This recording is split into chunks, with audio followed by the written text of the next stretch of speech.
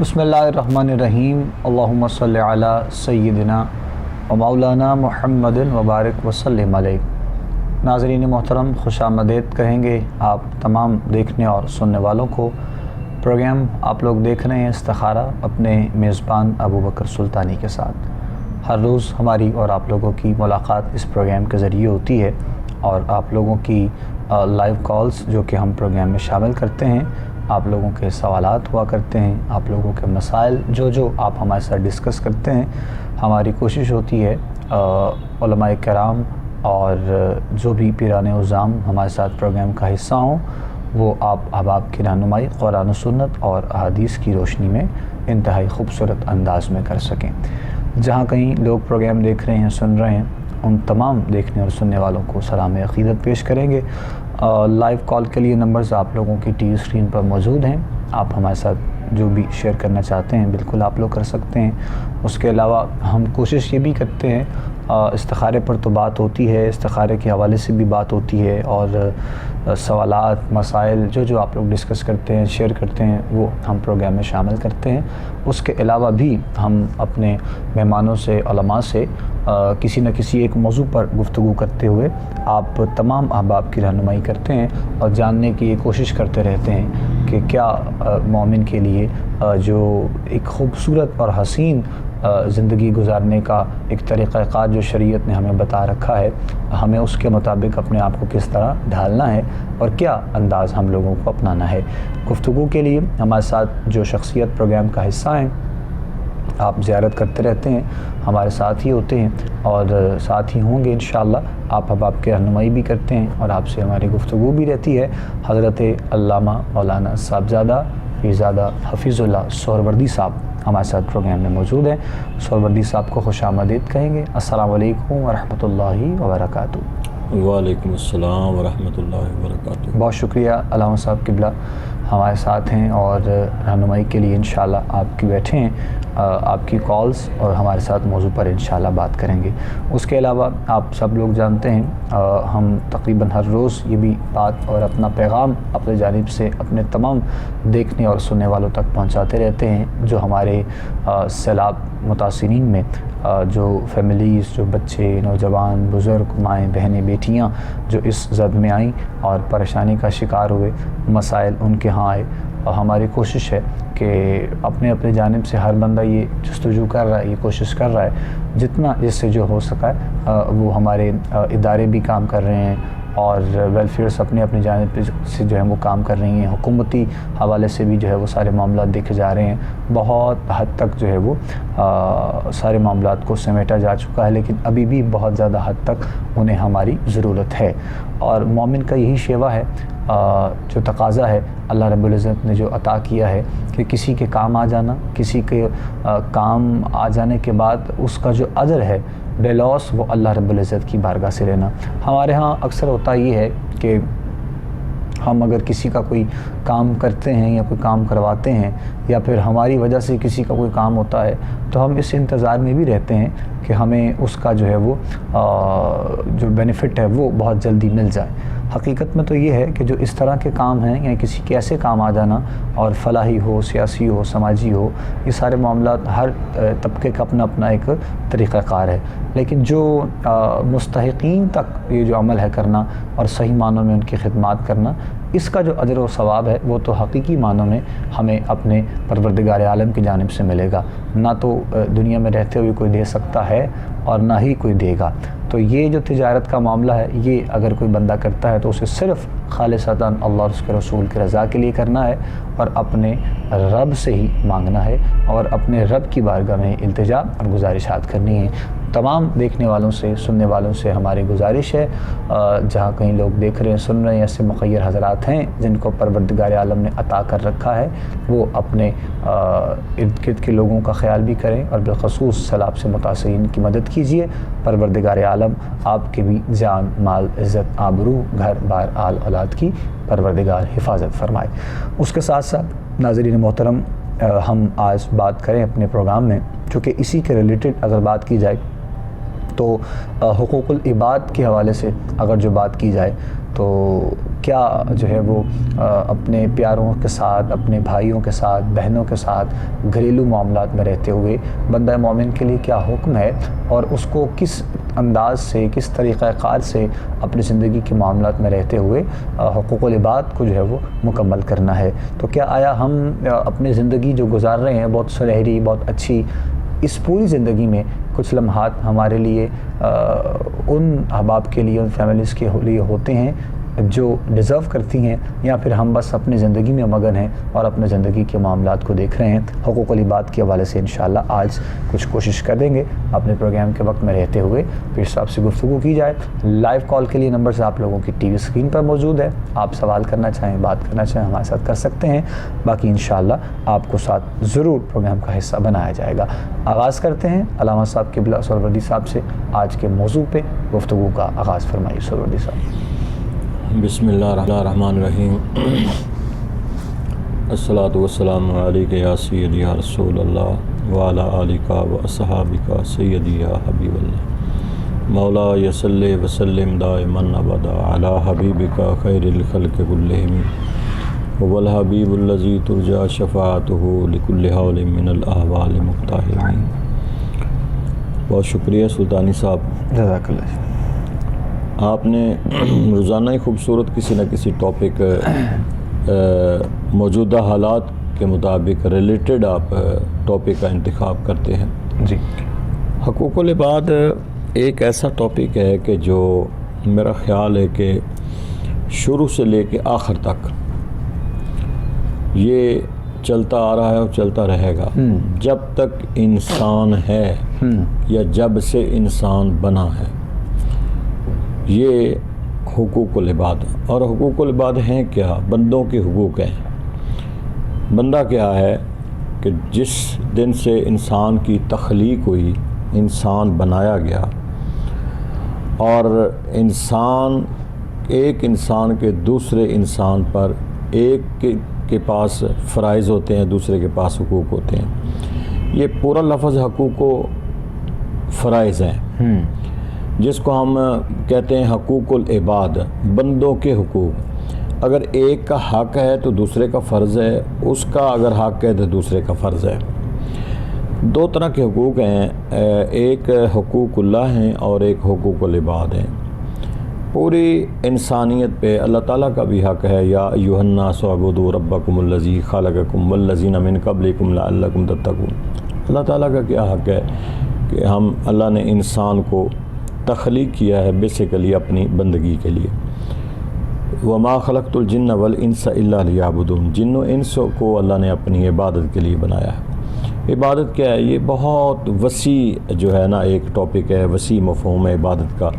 عبادت کا کوئی شارٹ مفہوم نہیں لیا جاتا، کیونکہ عبادت چاہے آپ حقوق اللہ میں ہوں چاہے حقوق العباد میں ہوں، ہے وہ بھی عبادت ہے، یہ بھی عبادت ہے۔ اللہ کے احکامات پر عمل کریں وہ بھی عبادت ہے، رسول اللہ صلی اللہ تعالیٰ علیہ وسلم کے احکامات پر، آپ کی سنت پر، آپ کی شریعت پر چل کر آپ کوئی کام کرتے ہیں وہ بھی عبادت ہے۔ اور اللہ اور اس کے رسول نے جو بندوں پر حقوق ہیں وہ بھی اللہ اس کے رسول نے بتائے ہیں، وہ بھی عبادت ہے۔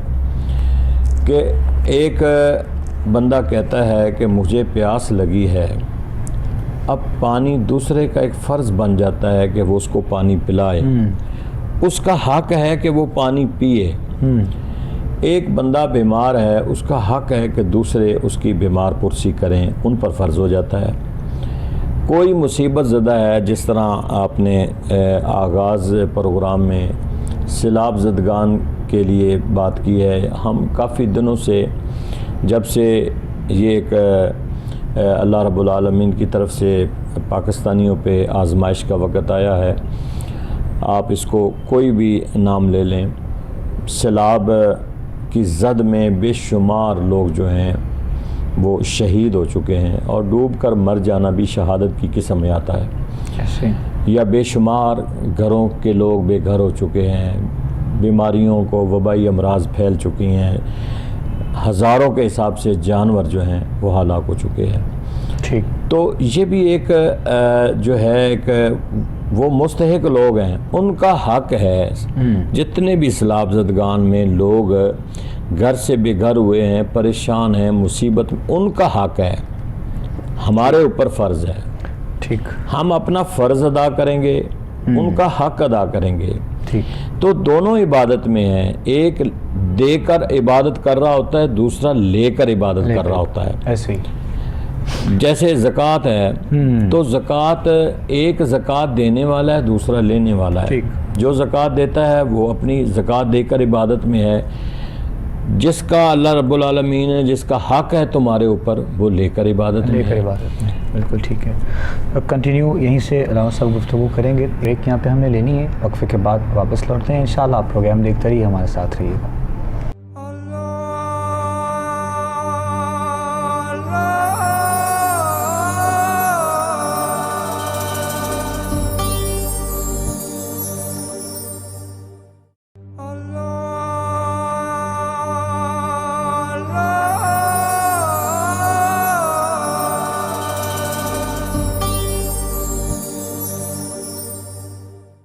خوش آمدید کہیں گے ناظرین محترم آپ تمام دیکھنے اور سننے والوں کو ایک مرتبہ پھر.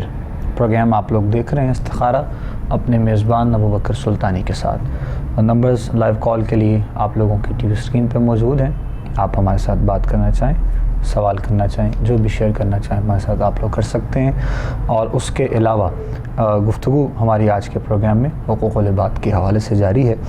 اور علامہ صاحب گفتگو فرما رہے تھے بریک پہ جانے سے پہلے، اور کوشش یہی ہوتی ہے کہ پروگرام کے وقت میں رہتے ہوئے کچھ ایسے سوالات پہ بات کی جائے، ایسی گفتگو ہو، ایسی رہنمائی اپنے دیکھنے اور سننے والوں کی جائے کہ پروگرام کے دورانیے میں ہی کوئی ایسی خوبصورت بات، کوئی ایسی نصیحت، کوئی ایسی جو ہے وہ گفتگو آپ تک پہنچ جائے کہ ہم سب کے یہاں پر بیٹھنے کا بھی حق ادا ہو سکے. اور بات یہ ہے کہ موجودہ وقت کے اعتبار کو دیکھتے ہوئے ہم نے آج اس موضوع پر بات ہم کر رہے ہیں تاکہ اس سے بھی ایک پیغام ہمارے دیکھنے اور سننے والوں تک جو ہے وہ پہنچ سکے. جی علامہ صاحب قبلہ کنٹینیو کیجیے گا، ہم جہاں سے بات چھوڑا تھا. اچھا، میں عرض کر رہا تھا کہ حقوق و فرائض جو ہیں، ایک بندے کا فرض ہے اور دوسرے کا حق ہے. یہ سلسلہ جو ہے یہ چلتا ہے اور چلتا رہتا ہے. اب دیکھنا یہ ہے کہ ہر ایک چیز عبادت ہے. مطلب ہے کہ آپ کوئی بندہ یہ نہ سمجھے کہ پتہ نہیں حقوق اللہ، جو اللہ کے حقوق ہیں وہ کچھ اور ہیں، حقوق العباد کچھ اور ہیں. علیحدہ نہیں ہے، سپریٹ نہیں ہے، کیونکہ حقوق العباد بندوں کے بندوں پر حقوق ہیں. ایک بندے کے دوسرے پر حقوق ہیں، اس کے اس پر حقوق ہیں. کسی کا فرض بنتا ہے، کسی کا حق بنتا ہے. تو یہ احکامات سارے میرے رب کے ہیں. اللہ رب العالمین کے احکامات ہیں، اور رسول اللہ صلی اللہ تعالیٰ علیہ وسلم کی پوری زندگی، آپ کی سیرت طیبہ کسی مرحلے میں بھی ہوں، چاہے بچپن ہے، لڑکپن ہے، جوانی ہے، بڑھاپا ہے، کسی سٹیج پر بھی ہو، آپ کی ازدواجی زندگی ہے، آپ کی تجارت ہے، آپ کی ہجرت ہے. مکے سے مدینہ اگر آپ ہجرت کی بات لے لیں تو دیکھیں جب جو مہاجرین ہیں وہ ہجرت کر کے مدینہ پاک تشریف لے گئے، انصار کے اوپر کتنا فرض تھا. وہ مہاجرین کے حقوق تھے جو انصار جو ہیں وہ ادا کر رہے تھے. یعنی انہوں نے اپنے گھر بار دیے، انہوں نے اپنے کاروبار، اپنی زمینیں، جو کسی کو چیز چاہیے تھی وہ انہوں نے دی. یہ ہوتا ہے ایک مسلمان دوسرے مسلمان کی مدد کار ہوتا ہے، اور یہ بہت بڑا ثواب ہے. ایک حدیث پاک ہے، رسول اللہ صلی اللہ تعالیٰ علیہ وسلم نے فرمایا کہ جو بندہ کسی کی مصیبت میں ایک قدم بھی چلتا ہے اس کا ساتھ دینے کے لیے، اس کی مدد کرنے کے لیے، اللہ قدم قدم پہ اس کو اس کا اجر عطا فرماتا ہے. تو یہ ڈیپینڈ کرتا ہے آپ کی نیت پر کہ آپ کی نیت کیا ہے. آپ کی نیت کے اندر اخلاص ہے، آپ کے اخلاص کے اندر صدق ہے. یہ چیزیں اگر تو موجود ہیں تو نیت کے اندر اخلاص ہے تو پھر آپ کو سٹیپ بائی سٹیپ ہر قدم پہ اللہ اجر عطا فرمائے گا. اور اگر آپ بندوں کے حقوق بھی پورے کر رہے ہیں، ان کی معاونت بھی کر رہے ہیں، ان کی مدد بھی کر رہے ہیں، ان کی ہیلپ بھی کر رہے ہیں، لیکن آپ کی نیت میں اخلاص نہیں ہے، محض اتنی سی بات ذہن میں آ گئی کہ لوگ مجھے بڑا سخی کہیں گے، لوگ مجھے بڑا کہیں گے کہ یہ لوگ کتنا آگے تو یہ کہ دکھلاوے کے زمرے میں بات آ جائے گی، اور ایسی عبادت میرے رب کو منظور نہیں ہے۔ نہیں ہے، بالکل ہے۔ اس لیے مسلمان کی شان یہ ہے کہ وہ کوئی بھی کام کرے اس کی نیت میں اخلاص ضرور ہونا چاہیے۔ وہ صرف فقط کام کر رہا ہے اللہ اس کے رسول کی رضا کے لیے کہ یہ میرے رب کا حکم ہے، یہ میرے رسول کی سنت ہے۔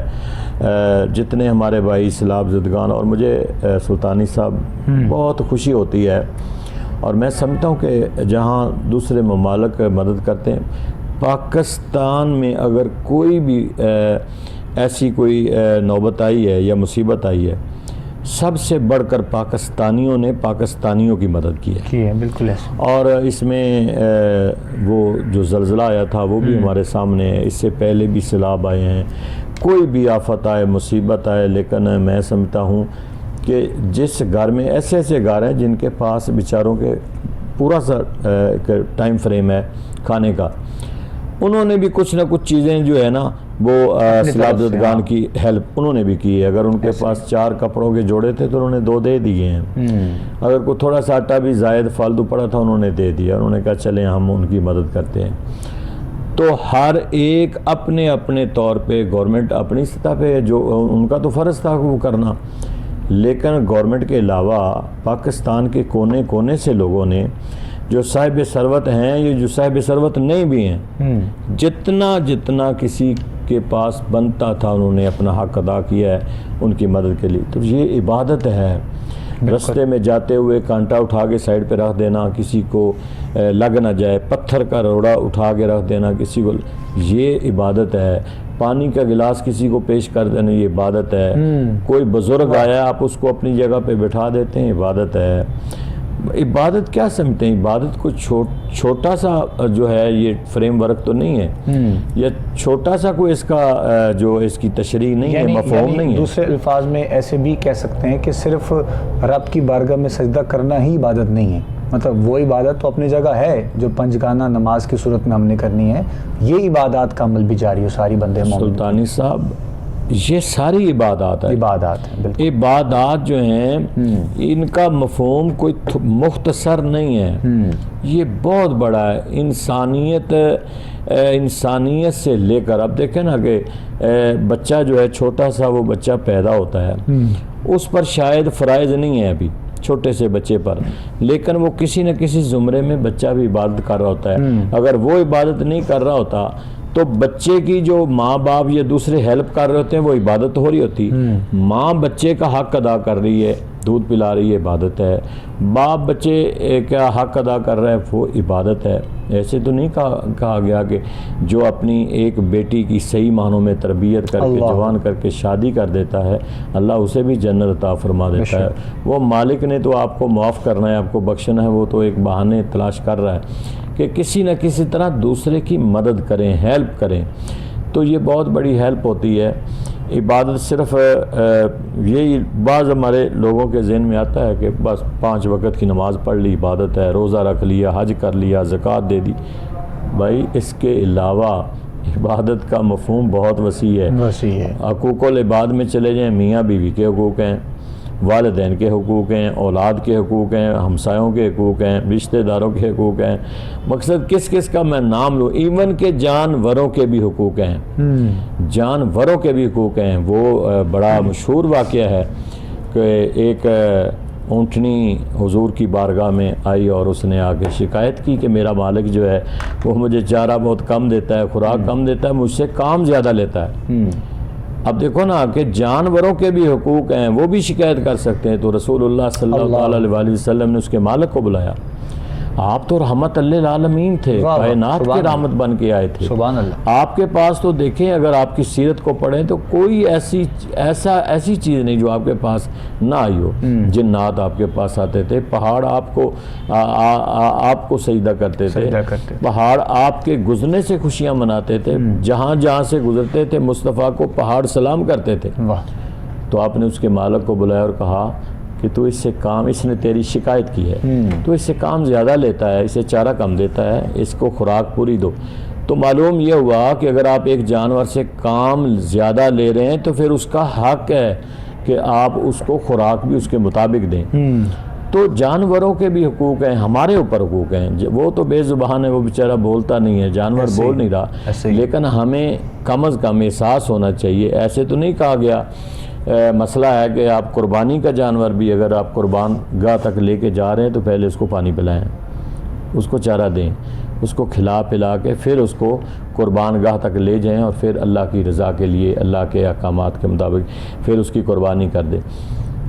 پھر اسی طرح قربانی کرنے کے بعد پھر 3 حصے بنا دیے گئے اس کے، کہ یہ حق ہے ان لوگوں کا، رشتہ داروں کا حق ہے کہ آپ قربانی کا گوشت انہیں دیں. آپ جو باقی لوگ غریب غربا ہیں، مساکین ہیں، ان کا حق ہے کہ آپ قربانی کا گوشت ان کو دیں. تو یہ ان کا حق ہے. یہ اگر آپ ان کا حق ادا کریں گے تو یہ سلطانی صاحب یہ عبادت کر رہے ہیں، آپ عبادت کر رہے ہیں، بالکل. ان کا حق ادا ہو رہا ہے، آپ کا فرض ادا ہو رہا ہے، فرض کے ساتھ آپ کی عبادت ہو رہی ہے. تو یہ چیزیں ہیں کہ ہمیں ان چیزوں کو سمجھنا چاہیے جن کو ہم ٹوٹل اگنور کر دیتے ہیں.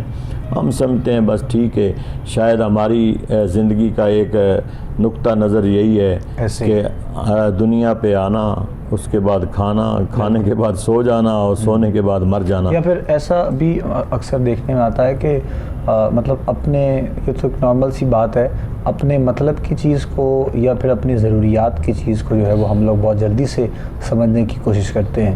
تو ہمارے مطلب کا نہ ہو یا چیز ضروریات نہ ہو تو اس کی طرف ہماری توجہ ویسے نہیں ہوتی ہے. اصل یہ بھی بڑی دفعہ دیکھنے میں آتا ہے. ایسے بھی ہے کہ اگر ہمیں کسی چیز کی ضرورت ہے تو ہم سمجھتے ہیں بھائی یہ میرا حق ہے، ہم سمجھتے ہیں ہمیں اسی کی ضرورت ہے نا، میرا حق ہے. اگر وہی دوسرے کی ضرورت ہے تو ہم کہتے ہیں یہ تمہارا حق نہیں ہے. حق تو ہر ایک چیز کا ہے. بے شک. جس چیز کی اس کو ضرورت ہے یا اس کا حق بنتا ہے، اس کا رائٹ ہے، تو وہ تو اگر آپ اس کو نہیں دیں گے تو آپ قابل گرفت ہوں گے. یہاں دنیا میں بھی، دنیا سے جانے کے بعد بھی آپ نے کسی کا حق سلب کر لیا، آپ نے اس کا حق کھایا ہے. ایسے تو نہیں کہتے کہ ہر ایک کو وراثت میں ہر ایک کا اللہ تعالیٰ نے حق رکھا ہے. بیٹیوں کا علیحدہ حق ہے، بیٹوں کا علیحدہ حق ہے وراثت میں، رشتہ داروں کا علیحدہ ہے، ماں باپ کا علیحدہ ہے، بیوہ کا علیحدہ ہے. وراثت میں بھی اللہ تعالیٰ نے ان کے حق رکھے، حقوق کا خیال رکھا ہے. اور اگر ایسے نہ ہوتا تو شاید میرا خیال ہے کہ جو بڑا آدمی گھر میں ہوتا وہ سارا کچھ ہی ہضم کر جاتا. تو ایک ایک چیز وراثت کی قرآن مجید میں وہ بتا دی گئی ہے کہ کس کا کتنا کتنا حق ہے مرنے والے کی وراثت میں. اسی طرح دوسرے معاملات ہیں. آپ اپنی بیٹیوں کی شادی کرتے ہیں تو اللہ تعالیٰ نے اگر آپ کو دیا ہے تو ان بیٹیوں کا بھی حق ہے. اچھا، جہیز سے ہٹ کر بھی بچوں کا حق کیا ہے تمہارے اوپر کہ تم سب سے پہلے ان کے اچھے نام رکھو، انہیں مسلمان بناؤ، یہ ان کا حق ہے. اس کے بعد اچھی تعلیم و تربیت کرو، یہ ان کا حق ہے. اچھی پرورش کرنا ان کا حق ہے. یہ ان کے حقوق ہیں. یہ آپ اپنی اولاد پہ احسان نہیں کر رہے ہیں بلکہ ان کا حق ادا کر رہے ہیں، اور حق ادا کرنے سے اللہ تعالیٰ آپ کو اس کا اجر عطا فرمائے گا. اسی طرح ماں باپ کے حقوق ہیں کہ اولاد ماں باپ کے اوپر کوئی احسان نہیں کرتی بلکہ اولاد ماں باپ کے ساتھ حسن سلوک کرتی ہے. احسان نہیں ہے کہ ہم کہیں، اولاد کہے کہ میں نے ماں باپ کو اتنا دے دیا اور میں نے بہت بڑا احسان کیا. قرآن میں جو لفظ احسان آیا وہ بالوالدین احسان، اس کا مطلب احسان نہ لیں. اس کا مطلب یہ ہے کہ اچھا حسن سلوک کے ساتھ ماں باپ کے ساتھ پیش آئیں. جو ان کا حق ہے بڑھاپے میں یا جوانی میں، جو ان کا حق ہے وہ اولاد کے اوپر فرض ہے کہ وہ پورا کرے. اسی طرح ہمسائے ہیں.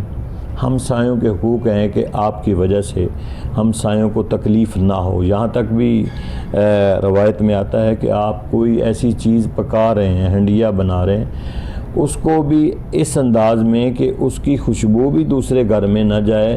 ہو سکتا ہے ان کے پاس وہ وسائل نہ ہوں اور انہیں تکلیف ہو. روشن دان کہ دوسرے کی ہوا کا خیال رکھیں، روشنی کا خیال رکھیں، بند نہ کر دیں.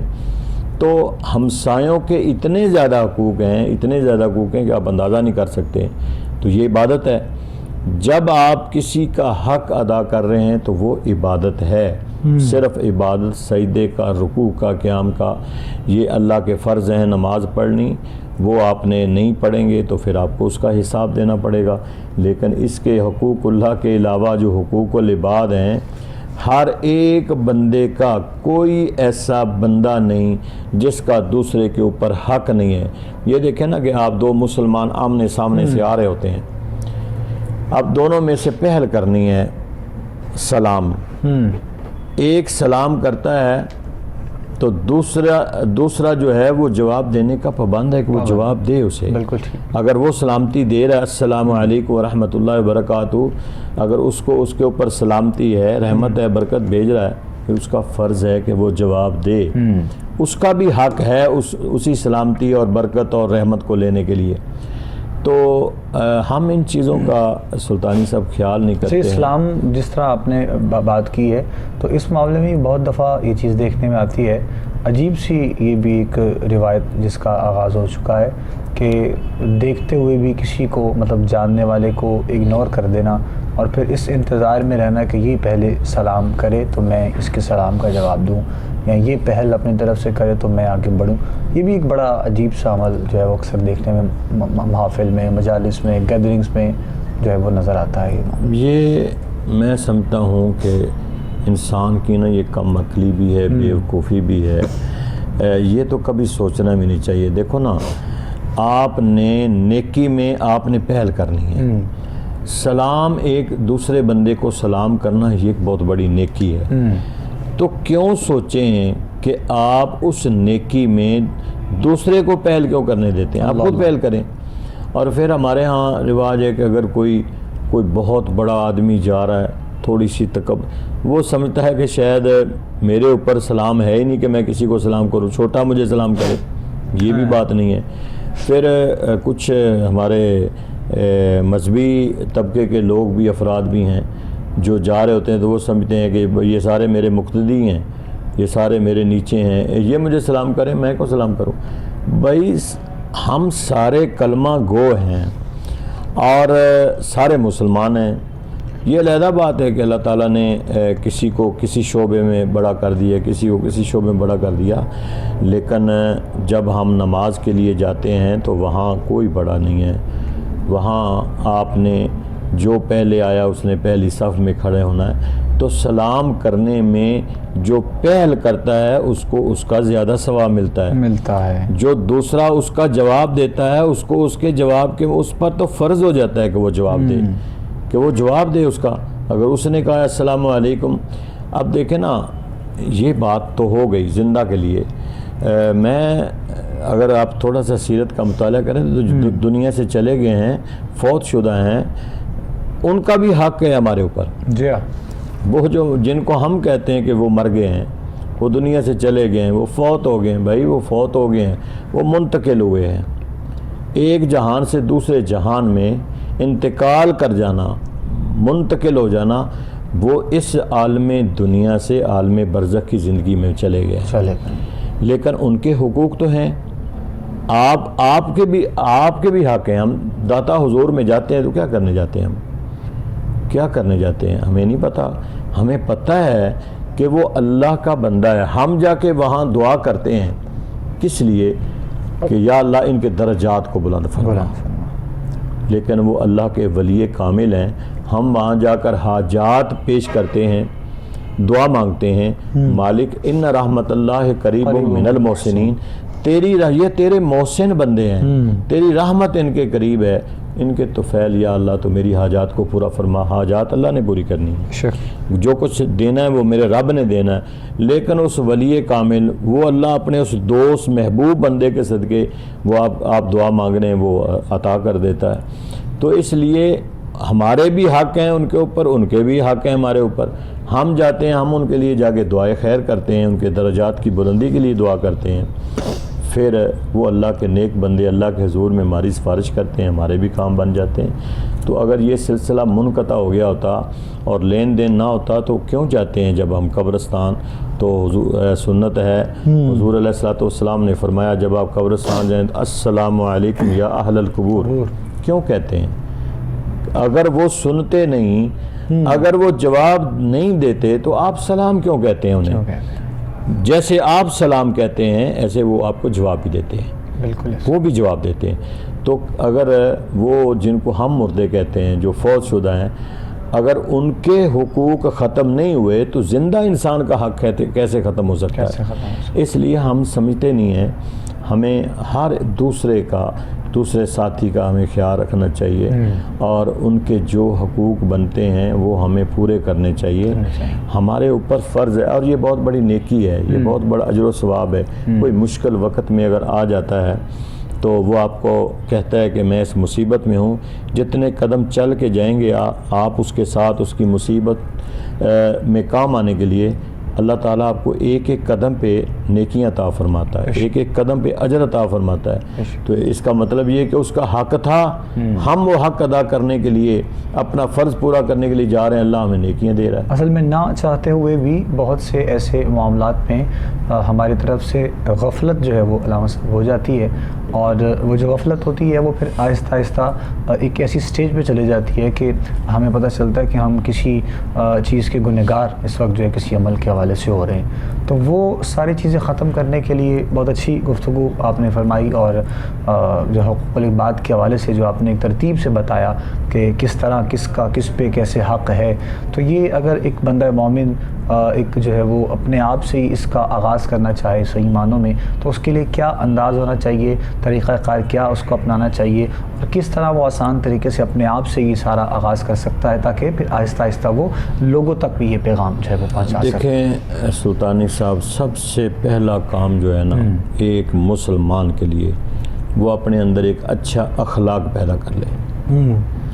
جب تک ایک بندہ مومن کے اندر، ایک انسان کے اندر اچھا اخلاق نہیں ہوگا، مجھے بتائیں اس کے پاس کوئی جائے گا؟ ایسے ہی کوئی نہیں جائے گا۔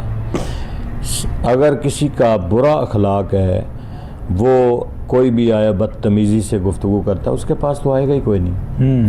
ہمارے اسلاف کا یہی تو وتیرہ تھا، ہمارے اسلاف کے پاس لوگ کیوں جاتے تھے؟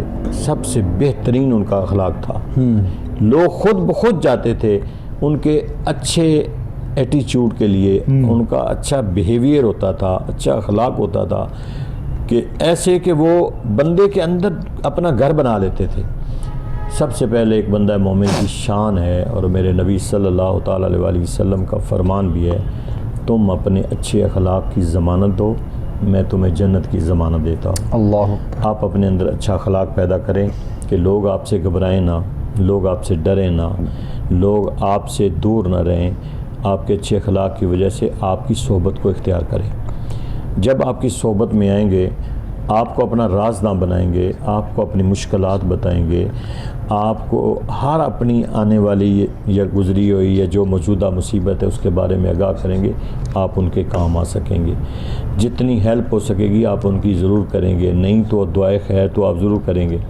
ایک بندہ مومن کے لیے، ہمارے لیے سب سے پہلا جو ایک کرینہ ہے وہ حسن اخلاق کا ہے۔ اچھا اخلاق پیدا کریں، بچوں کے ساتھ بھی اچھا اخلاق ہو، بڑوں کے ساتھ بھی اچھا اخلاق ہو، اور پھر اس کے بعد یہ اللہ تعالیٰ نے ہمیں ایک زبان دی ہے، اس کے اندر اللہ تعالیٰ نے بڑی ایک مٹھاس رکھی ہے کہ ہم ایک شائستہ گفتگو کریں، اور جو بھی ہمارے پاس آئے ہم اچھی گفتگو کے ساتھ ہم اس کو قائل کریں، اور شریعت میں رہ کر اس کو سبق دیں۔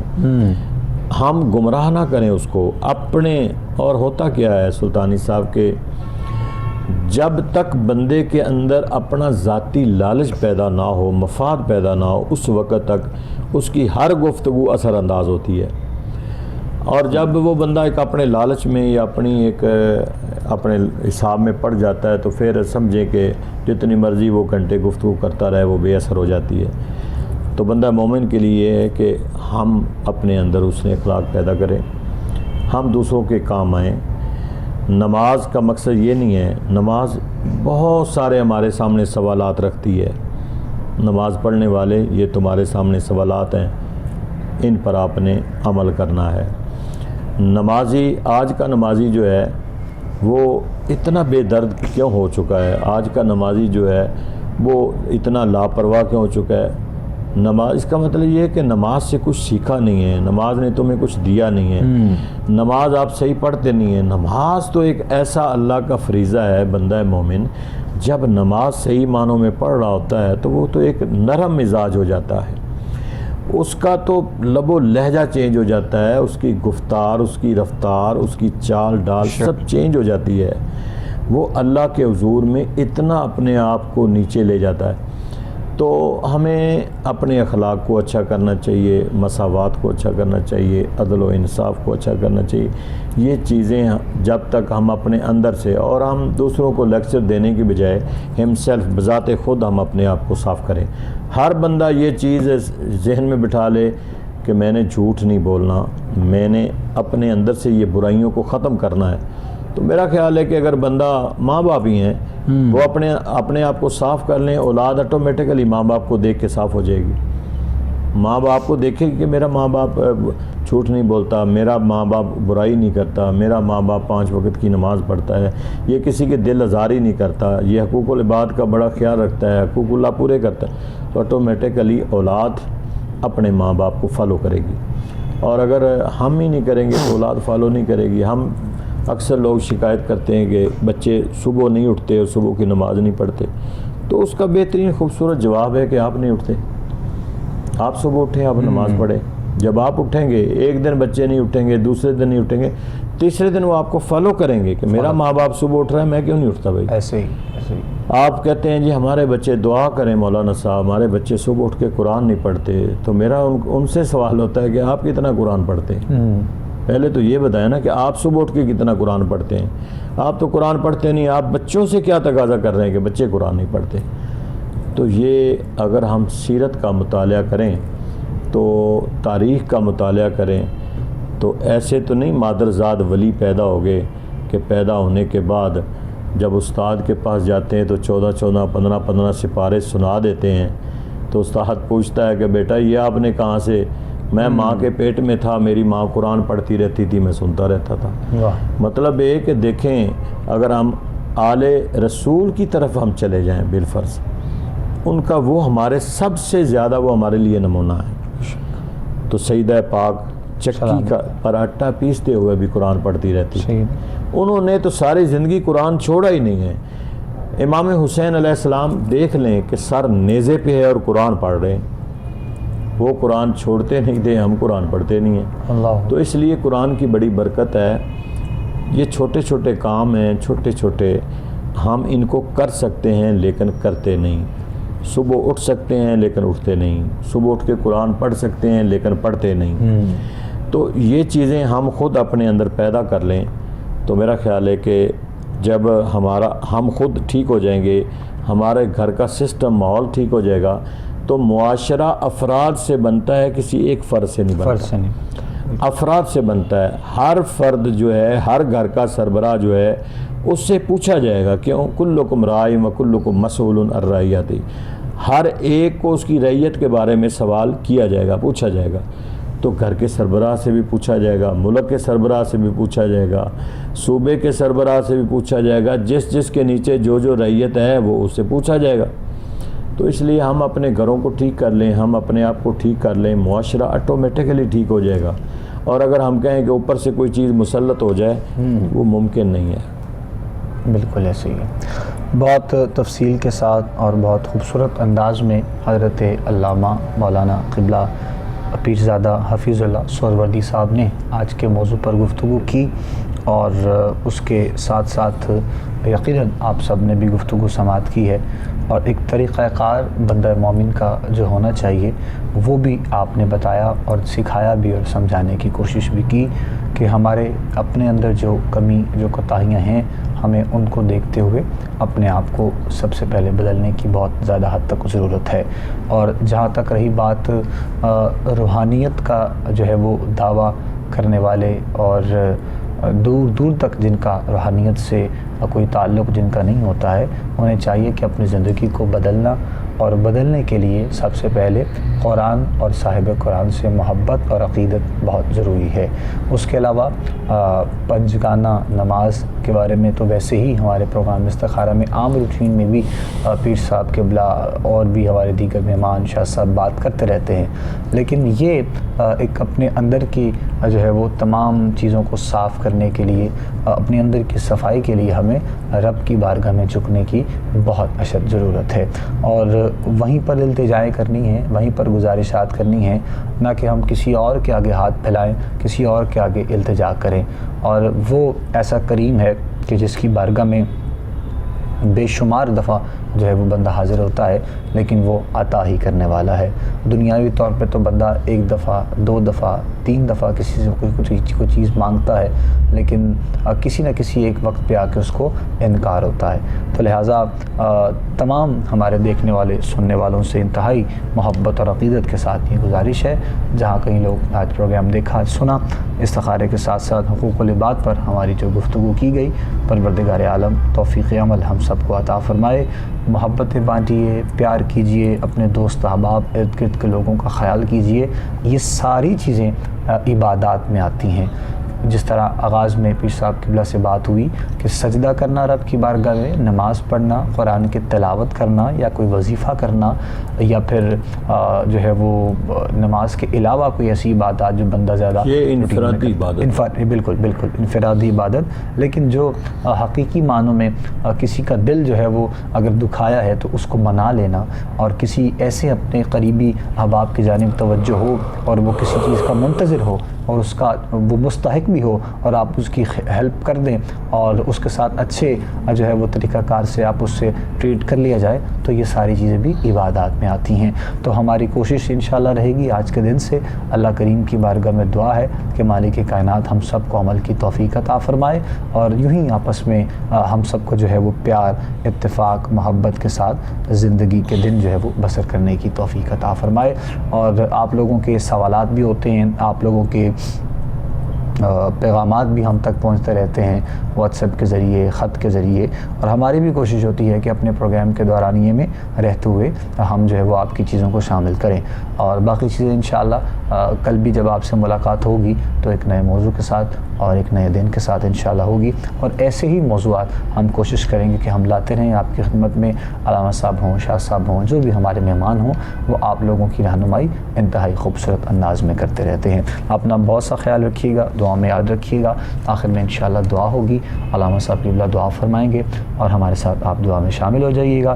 اپنے میزبان ابوبکر سلطانی کو، ہمارے کوہ نور ٹی وی کی پوری ٹیم کو اپنی دعا میں یاد رکھتے ہوئے اجازت دیجیے گا۔ السلام علیکم ورحمۃ اللہ وبرکاتہ۔